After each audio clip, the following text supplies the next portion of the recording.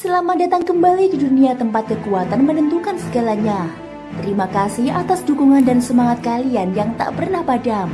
Tanpa menunda lebih lama, mari kita mulai babak baru dari dunia 1000 besar.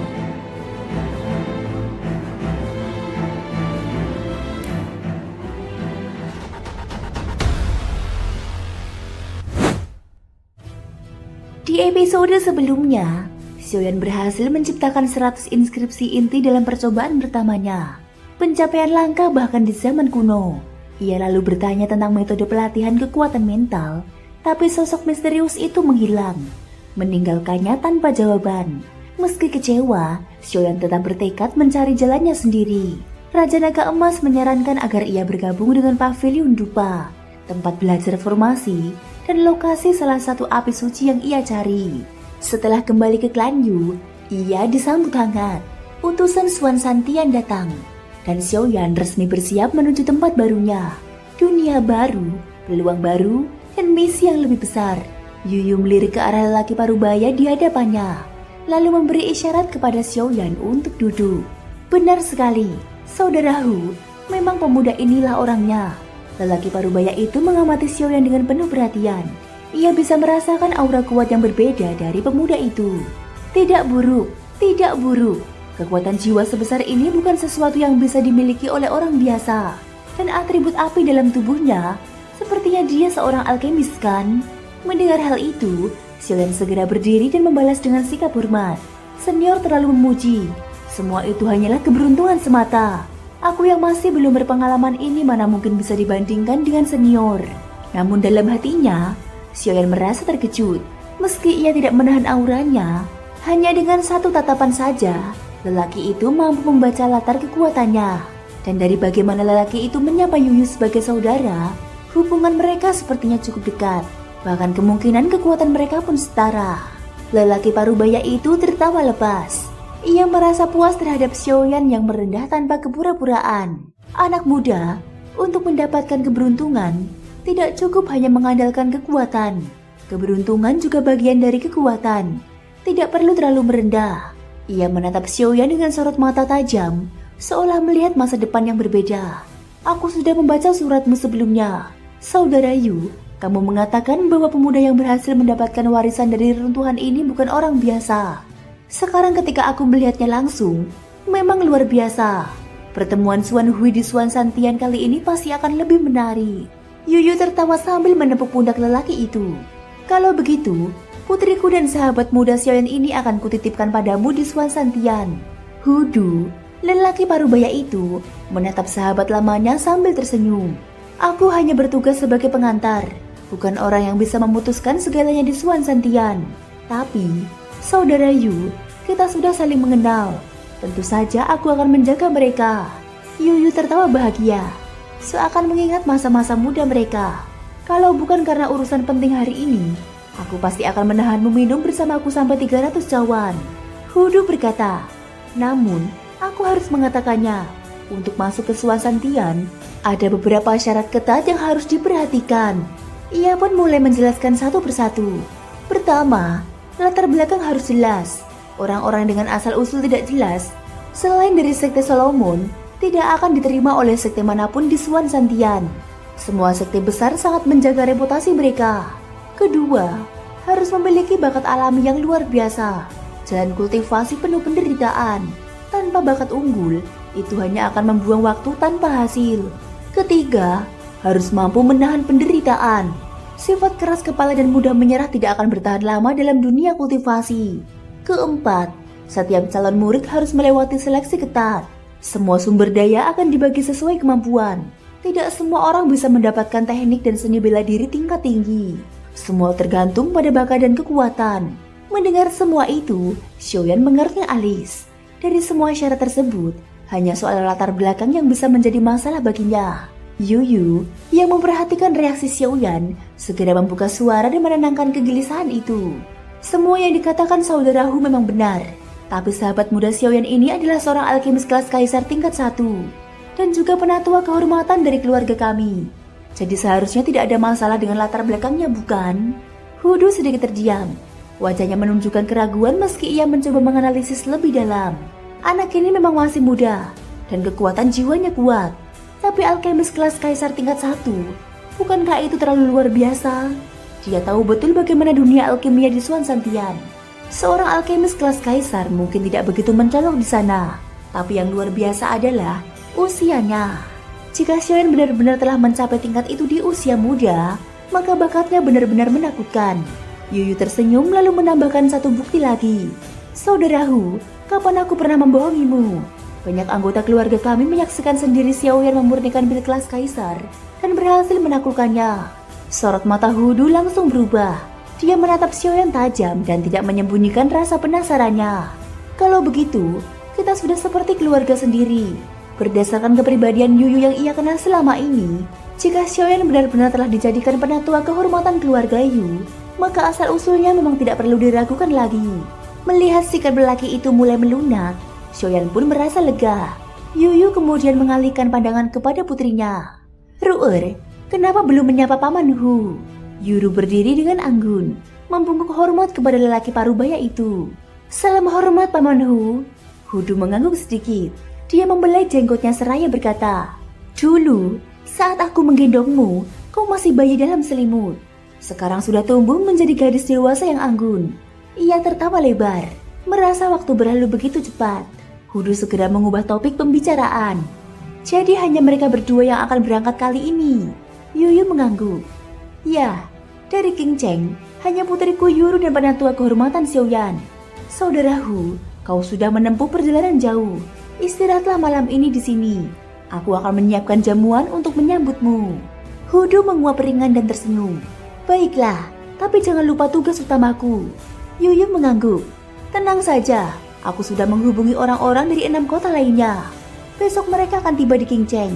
Kau bisa membawanya sekaligus untuk menghemat waktu.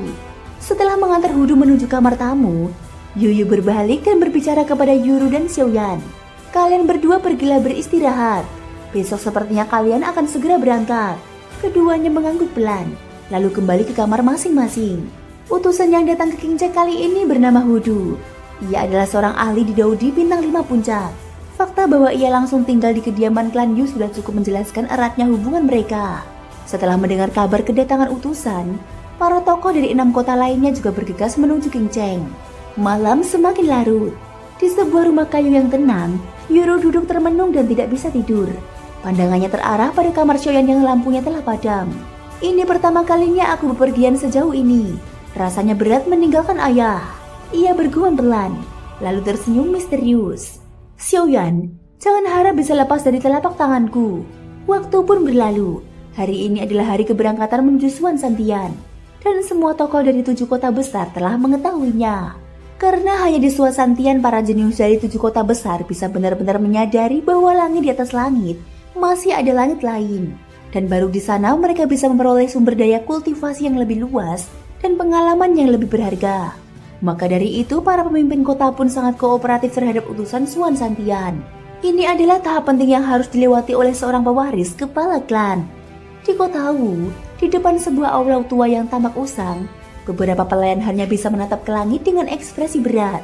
Setelah ledakan besar kemarin, kota Wu mengalami kerugian besar. Banyak bangunan megah kini berubah menjadi puing. Namun yang paling mengejutkan, pemimpin kota Wu yang biasanya keras dan kasar, kini tampak begitu diam dan muram, seolah kehilangan putra telah merenggut separuh jiwanya. Baru hari ini, ia kembali muncul di hadapan semua orang. Dari atas pavilion tertinggi kota, sebuah aura merah menyala seperti nyala api membumbung ke langit. Aura itu membungkus sosok gagah, yaitu pemimpin kota Wu sendiri. Dengan suara berat dan dalam, ia berbicara. Hari ini, aku akan meninggalkan kota Wu untuk mengurus satu urusan besar. Selama kepergianku, urusan kota tetap berjalan seperti biasa. Ia kemudian menambahkan, setelah aku pergi, semua akan dikelola oleh Muller. Pemimpin kota Wu berdiri di atas menara tinggi, menatap kota yang rusak. Dalam hatinya ia merasa getir. Jika saja putranya tidak mengalami insiden itu, ia lebih memilih tetap tinggal sebagai raja kecil di tanah ini. Tapi sekarang, karena Wu Huan mengalami kecelakaan, dia tidak punya pilihan selain pergi ke tempat kekuatan besar itu. Hanya mereka yang bisa menyelamatkan hidup anaknya. Di bawah menara, beberapa percakapan pribadi terdengar satu demi satu. Bagaimana bisa terjadi seperti ini? Apakah benar Tuan Muda Wuhuan mengalami sesuatu yang buruk?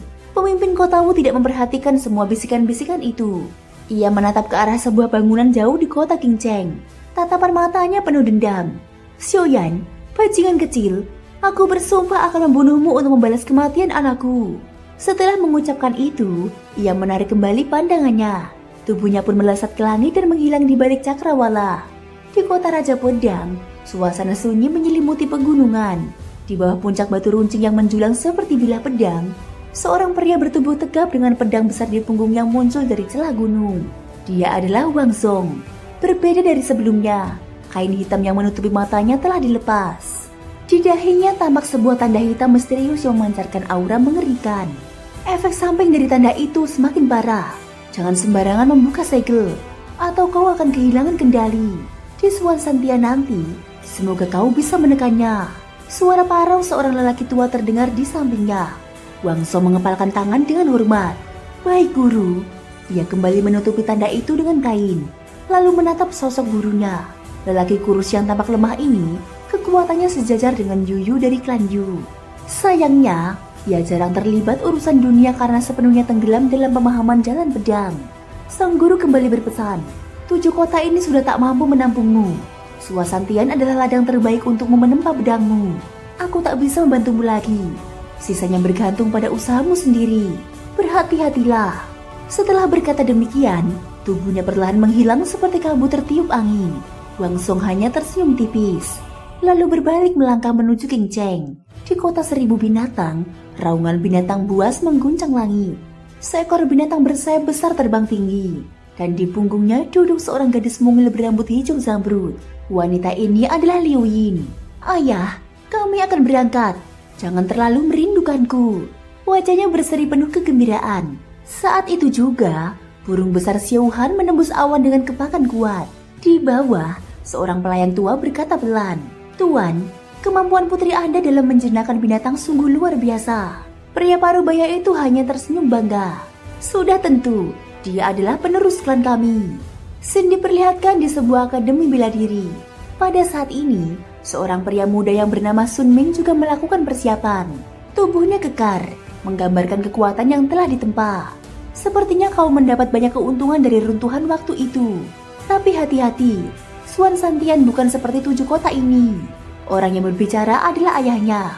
Sun Ming hanya tertawa sambil mengenakan pakaiannya. Aku tahu, kenapa kau begitu cerewet. Aku akan berangkat sekarang.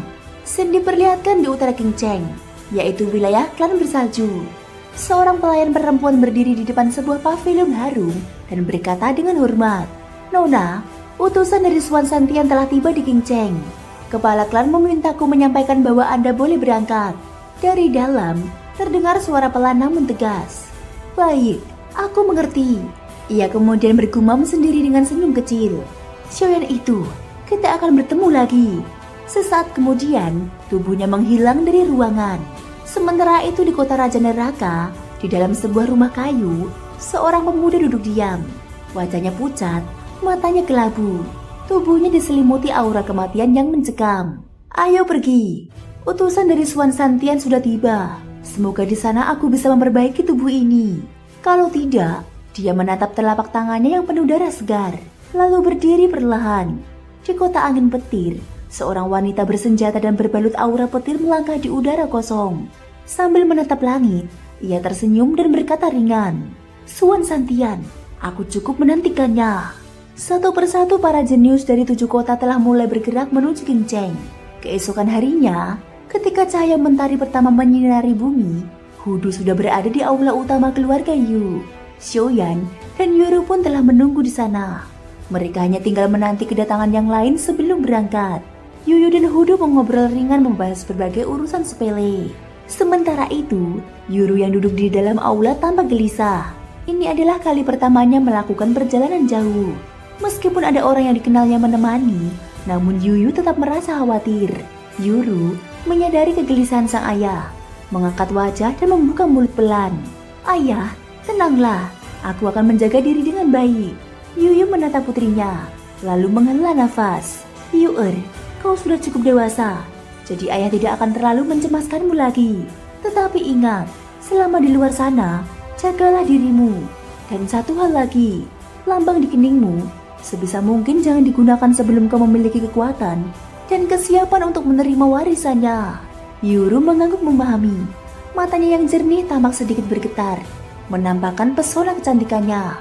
Xiaoyan yang berada di samping hanya bisa menggelengkan kepala pelan. Dalam hati, ia bertanya-tanya bagaimana kabar ayah dan keluarganya sendiri sekarang. Waktu berlalu, satu persatu para wakil dari 7 kota besar tiba di kediaman klan Yu. Mereka semua sangat menghormati utusan dari Swan Santian dan tidak berani datang terlambat. Mulai menjadi orang pertama yang tiba. Ia memberi salam sopan kepada Hudu. Meskipun klan mereka, terutama kota Wu dan klanmu menyimpan dendam pada klan Yu karena melindungi Xiaoyan, namun ini bukan wilayah mereka. Mulai pun tahu diri, ia hanya mencari tempat untuk duduk tanpa banyak bicara. Tak lama kemudian, seorang wanita muda dengan gaun berwarna-warni yang memancarkan aura petir, Feng Yi, masuk dengan langkah cepat. Begitu masuk ke aula, matanya langsung tertuju kepada Xiaoyan, Yuru, dan Mulei. Setelah memberi salam singkat kepada Hudu, tanpa peduli pada tatapan Yuru, ia langsung berjalan ke arah Xiaoyan dan duduk di sampingnya. Beberapa hari tidak bertemu, tak kusangka kekuatanmu meningkat cukup besar, Feng Yi berkata sambil tersenyum tertarik. Sebagai tanggapan, Xiaoyan hanya tersenyum kecil. Ia tahu, meski tidak merasa terancam, Feng Yi adalah wanita dengan kekuatan kombinasi angin dan petir, serta memiliki kekuatan jiwa yang tidak lemah, menambah teman lebih baik daripada memperbanyak musuh.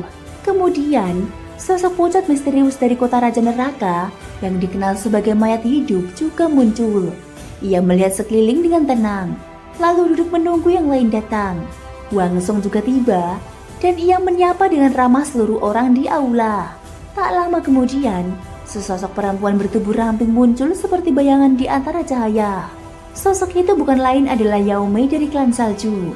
Hudu menyipitkan mata dan berkomentar pelan. Langkah geraknya sungguh aneh. Selanjutnya, Liu Yin dan Sun Ming pun tiba menyusul. Kini semua sudah berkumpul. Mulai dari klanmu kota Wu, Feng Yi dari kota angin petir, mayat hidup Sensu dari kota Raja Neraka, Wang Song dari kota Raja Pedang, Yao Mei dari klan Salju, Liu Yin dari kota Seribu Binatang, dan Sun Ming sang prajurit gila. 7 orang yang mewakili masing-masing kota telah hadir. Xiaoyan memandangi mereka satu persatu. Dari semua yang hadir, yang paling membekas dalam pikirannya adalah Sun Ming dan Wang Song. Yang satu mengandalkan kekuatan tubuh, yang satu menekuni seni pedang. Jika dibandingkan dengan dirinya, kekuatan mereka dalam jalur masing-masing mungkin masih di atasnya.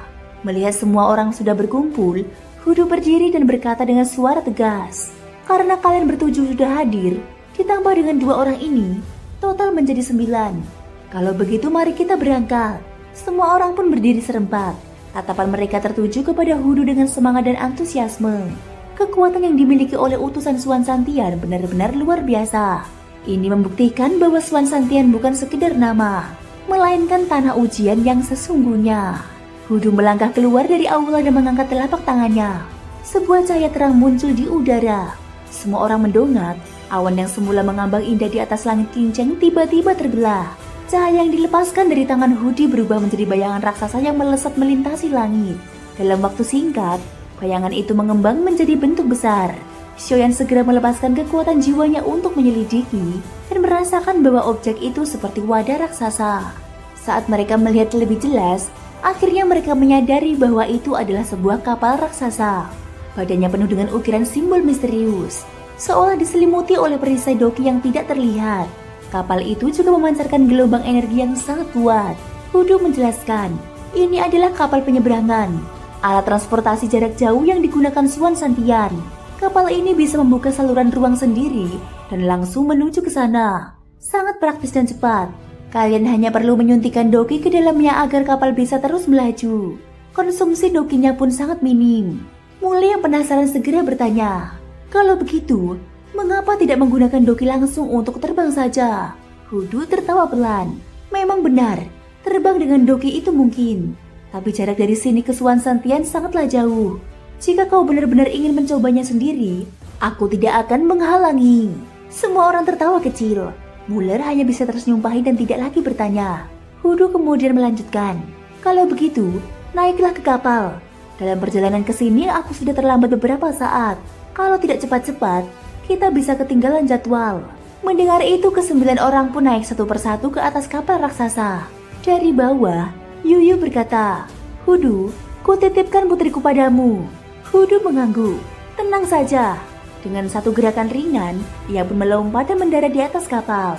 Aura dokinya yang kuat langsung mengalir menuju bagian depan kapal. Dalam sekejap, kecepatan kapal mulai meningkat. Kapal itu pun lenyap dari langit King Cheng melesat menuju Swan Santian. King Cheng hanyalah wilayah pinggiran benua Swanling, sementara Swan Santian adalah inti sejatinya. Jarak di antara keduanya sangat jauh. Terbang langsung dengan kekuatan sendiri akan memakan waktu lama. Belum lagi menghadapi banyak pemeriksaan serta kendala lain. Penggunaan kapal penyeberangan bukan hanya untuk efisiensi dan kenyamanan, tetapi juga agar Hudu bisa menjelaskan berbagai aturan dan informasi penting selama perjalanan. Ini adalah bagian dari prosedur rutin dalam setiap pengantaran ke Swan Santian. Oleh karena itu, pertanyaan mulai tadi terdengar cukup menggelikan. Tak satu pun dari mereka memiliki kekuatan cukup untuk terbang ke sana sendiri. Di dalam sebuah lorong tenang, kapal raksasa itu melaju cepat. Di bagian luarnya terbentuk perisai energi besar yang menyelimuti seluruh kapal. Melihat itu, semua orang akhirnya merasa tenang. Hudu berkata, "Cari kamar masing-masing dulu. Satu orang satu ruangan. Semuanya ada di lantai 2. Malam nanti kita akan berkumpul kembali. Aku akan memberitahu kalian sesuatu yang penting." Ke-9 orang itu mengangguk dan langsung melaksanakan instruksi. Di dalam salah satu ruangan kapal penyeberangan, duduk 10 orang dalam formasi lingkaran. Tepat di tengah adalah Hudu yang duduk bersila, dikelilingi oleh 9 orang lainnya termasuk Xiaoyan dan Yuru. Para jenius dari 7 kota yang kini sedang dalam perjalanan menuju Swan Santian. Xiaoyan dan Yuru saling bertukar pandang. Jelas, mereka pun tidak tahu pasti apa yang ingin disampaikan oleh Hudu kali ini. Di sekeliling mereka, yang lainnya pun sama-sama kebingungan. Tatapan mereka kini serempak tertuju kepada Hudu. Dengan suara tenang, Hudu mulai berbicara. "Dengan kecepatan kapal kita saat ini, dalam waktu kurang dari sebulan kita akan tiba di Swan Santian. Oleh karena itu beberapa hal harus diberitahukan kepadamu terlebih dahulu, agar tidak mempermalukan dirimu sendiri. Apakah kalian tahu apa itu Swan Santian?" Suara Hudu terdengar serius. Setiap kali ia mengantarkan para peserta ke Swan Santian, ia selalu menyempatkan waktu menjelaskan aturan dan informasi penting. Meskipun hal ini bukan bagian dari kewajiban formalnya sebagai utusan, ia merasa perlu memberi pengetahuan kepada para pemuda ini yang belum pernah menginjakan kaki di tanah suci itu. Ke-9 orang itu serempak menggelengkan kepala. Hudu menghela nafas pelan, seolah sudah menduga jawaban itu, lalu mulai menjelaskan. Benua Swanling mencakup seperempat bagian dari seluruh benua Dodi. Memang benar, di antara 4 benua besar, Swanling dianggap yang paling lemah. Tapi Swanling juga memiliki kebanggaannya sendiri, dan kebanggaan itu bernama Swan Santian. Tempat itu merupakan pusat berkumpulnya para ahli terkuat dan kekuatan besar dari seluruh benua Swanling. Di benua Swanling, ada sangat banyak wilayah seperti 7 kota kalian, bahkan jumlahnya tak terhitung. Setiap tempat pasti melahirkan para jenius, dan Swan Santian akan mengirim utusan ke setiap wilayah setiap tahunnya untuk merekrut murid. Tujuannya adalah menyegarkan darah baru dan menemukan benih unggul yang layak dibina. Namun, kalian juga harus tahu, dalam 5 kali ajang pertempuran antara 4 benua, pertarungan 4 penjuru yang digelar setiap 50 tahun sekali, benua Swanling selalu berada di peringkat terakhir. Xiaoyan mengangkat alisnya. "Apa itu pertarungan 4 penjuru?" Hudu menjawab, "Itu adalah kompetisi kekuatan antar keempat benua di benua Dodi, untuk menentukan peringkat kekuatan masing-masing. Hasil peringkat tersebut memengaruhi distribusi sumber daya kultivasi yang sangat berharga." Menyadari topik itu terlalu jauh untuk mereka saat ini, Hudu segera menghentikan penjelasannya. Itu masih terlalu jauh untuk kalian. Yang perlu kalian pikirkan sekarang adalah bagaimana bisa bergabung ke dalam sekte-sekte besar terlebih dahulu." Ke-9 orang itu mengangguk pelan, tampak merenung. Apa yang disampaikan oleh Hudu membuka wawasan mereka. Hudu menyesap tehnya perlahan, lalu kembali berkata, "Baik, sekarang kita masuk ke hal penting. Meskipun kalian adalah para jenius di wilayah 7 kota, dan aku ini adalah utusan Swan Santian yang mengantarkan kalian, bukan berarti kalian pasti akan diterima oleh sekte besar di sana." Ucapan itu langsung membuat suasana senyap. Semangat yang sebelumnya menyala di wajah mereka mendadak meredup. Wilayah seperti 7 kota ini ada ratusan, bahkan ribuan di benua Swanling. Dan dari setiap wilayah, ada pula para jenius yang juga diantarkan ke Swan Santian. Artinya, Jumlah pesaing yang ingin bergabung ke sekte-sekte besar bisa mencapai puluhan ribu. Dan mereka semua adalah orang-orang pilihan dari wilayah masing-masing. Karena itulah, seluruh sekte besar di Swasantian bersama-sama merumuskan satu aturan seleksi bagi siapapun yang ingin bergabung. Setibanya di sana, kalian semua akan diperiksa. Baik kekuatan fisik, kekuatan mental, kekuatan jiwa, dan aspek lainnya. Hasil pemeriksaan itu akan digunakan untuk membagi kalian ke dalam 5 tingkatan kualitas.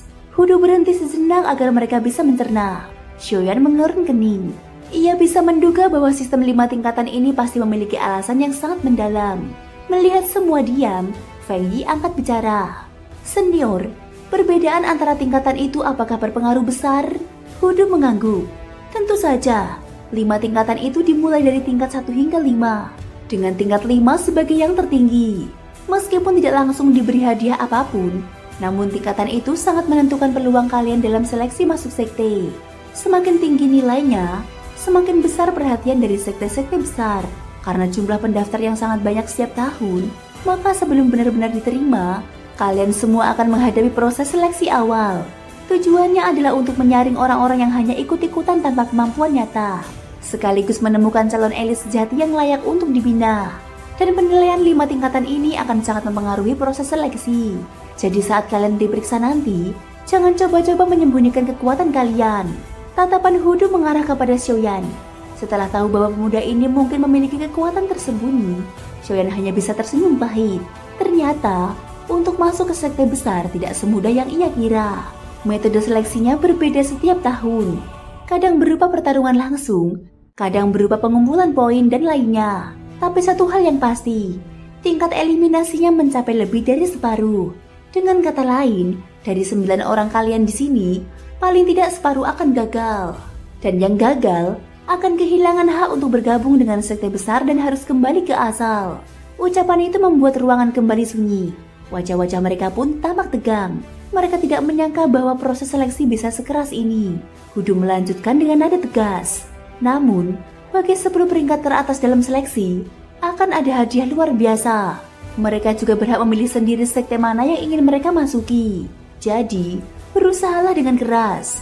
Pandangan Hudu berkeliling menatap semua, tapi akhirnya tertuju kepada Xiaoyan. Entah kenapa, dari ke-9 peserta ini, hanya Xiaoyan yang memberinya perasaan unik. Ia merasa pemuda ini pasti akan bersinar dalam seleksi nanti. Kekuatan jiwa Xiaoyan berada di tingkat ranah kaisar. Itu adalah sesuatu yang sangat langka. Tentu saja, jika kalian tidak lolos seleksi, tetapi ada sekte yang tertarik pada bakat khusus kalian, kalian masih mungkin diterima sebagai pengecualian. Tapi itu sangat langka, kecuali kalian punya kemampuan atau konstitusi istimewa. Tatapan Hudu kini beralih kepada Sun Ming si prajurit gila dan Wang Song dari kota pedang. Jelas ucapannya tadi ditujukan untuk mereka. Keduanya hanya tersenyum ringan. Mereka tidak menganggap serius peringatan itu, karena mereka tahu Hudu berkata demikian demi kebaikan mereka. Namun, keduanya memiliki kebanggaan tersendiri. Jika bahkan tidak bisa lolos seleksi, lalu apa gunanya masuk ke sekte besar? Thank you guys sudah mendengarkan ceritaku di episode kali ini sampai akhir. Ikutin terus kelanjutan episode berikutnya ya. Semoga hari kalian menyenangkan. Sampai jumpa dan bye-bye.